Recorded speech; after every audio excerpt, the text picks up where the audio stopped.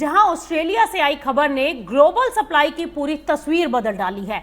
Australia से गेहूं बाजार के लिए एक बड़ी और दिलचस्प खबर सामने आई है। जिस गेहूं फसल को लेकर कुछ महीने पहले भारी गिरावट की आशंकाएं लगाई जा रही थी, अब उसी फसल की तस्वीर काफी बेहतर होती दिखाई दे रही है।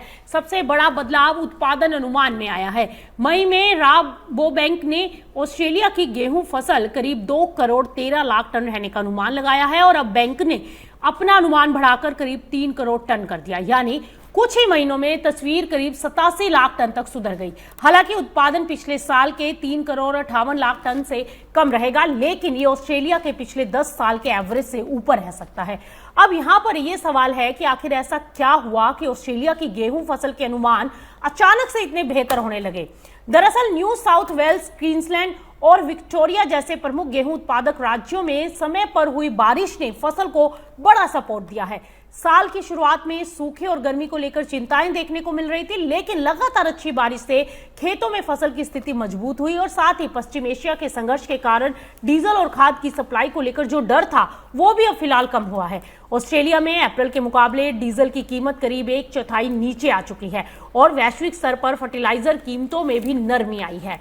आपको बता दें कि ऑस्ट्रेलिया जो है वो दुनिया के गेहूं निर्यातकों में शामिल है। खासकर इंडोनेशिया, फिलीपींस और एशिया के दूसरे बड़े खरीदारों के लिए ऑस्ट्रेलिया एक बहुत बड़ा सप्लायर है। ऐसे समय में जब ब्लैक सी क्षेत्र में संघर्ष और शिपिंग बाधाएं गेहूं सप्लाई को प्रभावित कर रही हैं और उत्तरी गोलार्ध में गर्मी से फसल पर दबाव है और ऑस्ट्रेलिया की बेहतर फसल विदेशी बाजारों को कुछ राहत ऐसे में दे सकती है। यानी अगर ब्लैक सी से सप्लाई लंबे समय तक प्रभावित होती है तो खरीदारों के लिए ऑस्ट्रेलिया एक बड़ा वैकल्पिक स्रोत बन सकता है। यहां पर दिलचस्प बात यह है कि बेहतर फसल की खबर के बावजूद किसानों को गेहूं के भाव में वैसी तेजी नहीं मिल रही जिसकी उन्हें उम्मीद थी, क्योंकि ऑस्ट्रेलिया में बेहतर उत्पादन की संभावनाएं हैं और पिछले साल का बचा हुआ स्टॉक अमेरिकी गेहूं वायदा पर दबाव डाल रहा है। यही वजह है कि हाल ही में कीमतें करीब 1 महीने के निचले स्तर पर आ गई हैं। यानी तस्वीर कुछ ऐसी दिखाई दे रही है, फसल बेहतर है, सप्लाई मजबूत है, लेकिन कीमतों पर दबाव है। हालांकि कहानी अभी पूरी तरह खत्म नहीं हुई, क्योंकि ऑस्ट्रेलियाई किसानों के लिए अब सबसे बड़ा खतरा जो बना हुआ है वो है अल नीनो का।